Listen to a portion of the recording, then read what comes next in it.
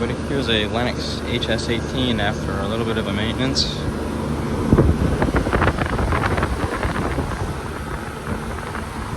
Wiped it down.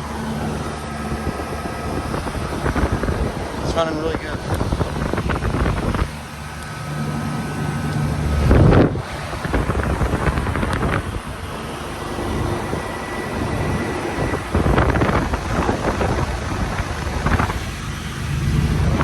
Got a Tecumseh in it. Got a little commercial building. It's got a couple Armstrong furnaces inside. Alright.